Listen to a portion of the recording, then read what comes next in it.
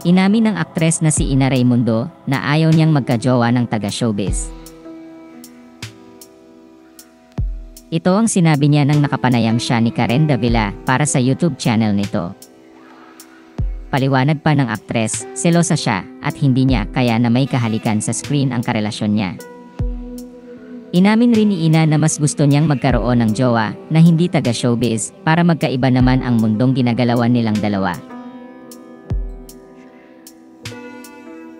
Anya, kasi pag non-showbiz mayroon kayong ibang pag-uusapan, hindi lang about taping, about shooting, anong gagamitin mong skincare.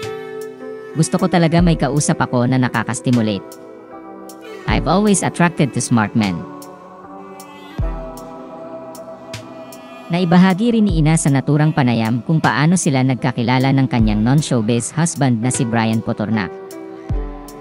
Ayon sa kanya, 24 taong gulang pa lamang siya noong mag-cruise ang landas nilang dalawa. Inamin rin niya na hindi niya in-expect na mahuhulog at mai-in-love siya kay Brian nung araw na yon.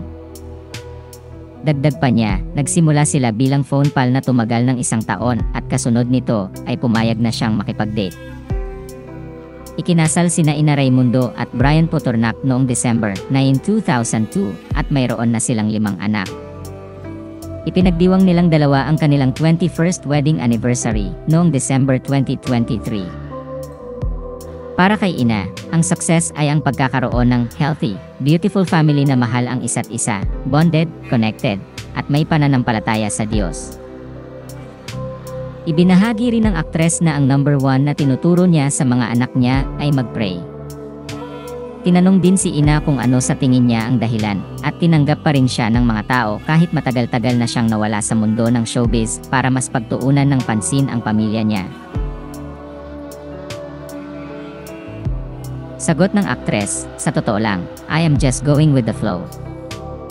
I am not planning anything, you know me, I am so laid back. I realized na there are times na nasa taas ka, and mas may times na nasa baba ka, so tanggap ko yun sa buhay ko. Samantala, sinabi ni Ina sa panayam sa kanya ng Cosmopolitan Philippines na thankful siya dahil nagkaroon siya ng pagkakataong bumalik sa pag-arte in her 40s.